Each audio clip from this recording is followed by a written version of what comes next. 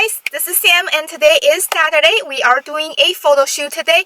No specific theme, just me and the model going out, hanging out, and take some pictures.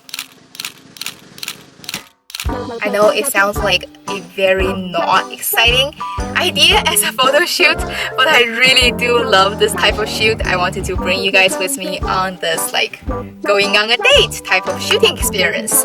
Hey, this is our model today. We will be shooting with my Canon 1V35 film camera. If you already watched my previous video, I will leave a link, maybe up somewhere. You already know the first time we shot with this, it didn't go very well. Hopefully today will be better. I actually very anxious about only bringing this one camera to take pictures. Again, thought about bringing a digital camera as a backup, but no. I really gonna force myself to get used to shooting on film and trust this camera and trust myself. I don't trust myself.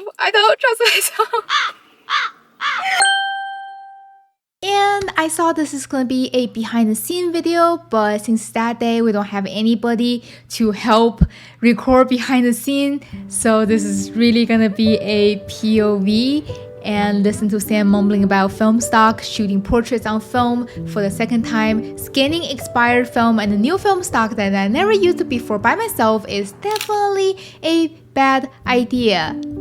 Does that sentence make sense? Anyway, did I mention we also shot on CineStill 50D today? It was interesting.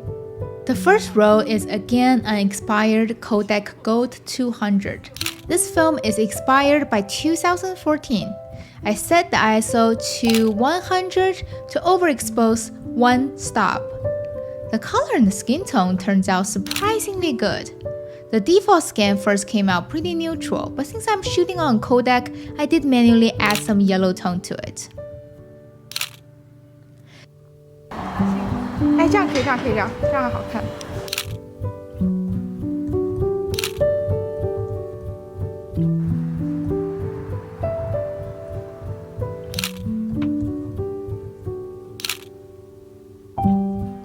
然后如果拍出来胶片不好看，我就用视频截图。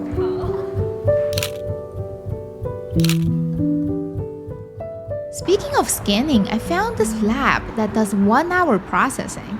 Means I don't have to pay for shipping and don't have to wait a couple of days for the negative to come back.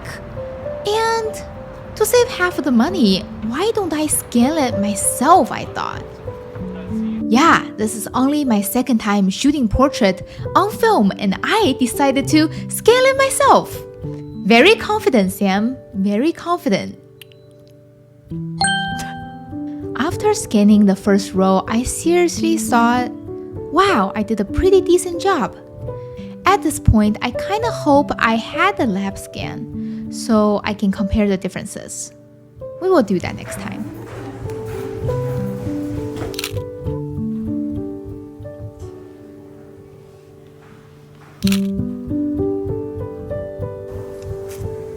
You 冲我这边跑过来，然后再跑回去看看呢。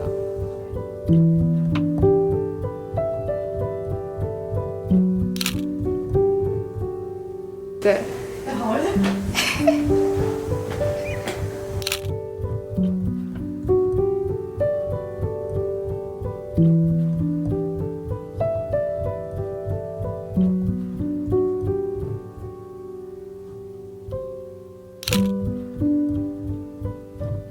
And then it all went downhill from here. The second roll of film is also expired by 7 and 8 years. It is the Kodak Color Plus. Just to experiment, I set the ISO to 150 instead of the box speed of 200. You did not see that. Nobody saw that. At first, the color came out kinda wild. I thought it was the lighting. Because she was standing in the coffee shop behind the window in the shade mixed with other light. I thought it was me. Until the next two photos, she was standing at the exact same spot. I didn't change any setting and the color still turned out very differently. Then I thought, it might not be me. The final one I picked, I ended up doing a lot of color editing to make it look okay. Here's the thing, I do not recommend beginners to use expired film, especially if you're still learning about film camera and the different features between different film stock. Shooting with expired film will make the situation very confusing. Unlike when you break up with your ex-boyfriend or girlfriend, you always know it's your fault. I mean, it's your ex's fault. It's always their fault. It's always their fault! Shooting with expired film when color and the texture turn out not as expected, you cannot diagnose whose fault it is. Expired films are just like your ex relationship. Sometimes it can be beautiful. Sometimes it's just ugly. If you're like me, for some reason you still have a whole bunch of expired film sitting around, go buy some same stock but fresh film. Figure out how film actually work and figure out how they're supposed to look like, and then you can practice with your expired film knowing what to expect. Those old films are already expired. They can wait a little longer, right?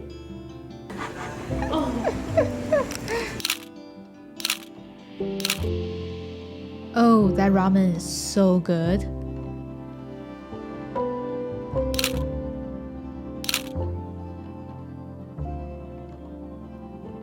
I think this two shot come out really nice. It might just need a little more sunlight. I used to prefer shooting under the shade because softer light, softer skin. But with film, I think I definitely need to shoot in the sun more. Alright, now I'm gonna open one of the CineStill 50D to try it out. Around 3 p.m. afternoon, I bust out the long-awaited CineStill 50D. I have been looking forward to try the 50D. Knowing the halation is a big feature of this film, I purposely picked this white dress, hopefully to get some glow. Off the first shot, I got this light leak. Only in this one shot, so I don't think it's my camera, and the film is fresh. I don't think it's me then. Turned out it's a pretty commonly asked question. This type of light leak is called light piping. It can cause by many different reasons. Could be the film packaging, could be the loading error. CineStill being a more sensitive type of film, the chance of getting light piping is higher. I should just be more careful with loading. Load in subdued light. It says on the box. I didn't read. So it's still my fault. It's still my fault. Sorry. As I'm scanning the film from the 50D, I noticed how much finer the grain is. It is so fine, it kind of look fake. 哎，对，好看。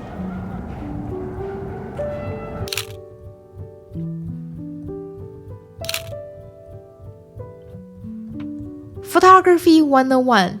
Lower the ISO, less the green.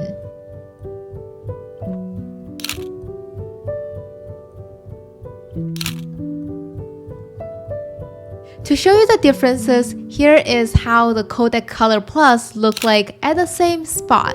Again, same camera, same scanning setting, 200 ISO versus 50 ISO. I mean, also expired film versus fresh film. You see what I mean? This whole expired film thing makes this experiment complicated. The 50D is a daylight balanced film, and I'm also looking for the CineStill halation effect. So most of these shots are under direct sunlight. I'm really surprised by how good it handled the contrast between the light and the shadow. I did end up getting some nice red glow here. One thing I forgot when shooting at this location, it's the halation effect normally appears when light source against the dark background. You can see the background here is pretty lit. So later we went searched for some more contrasty lighting situation.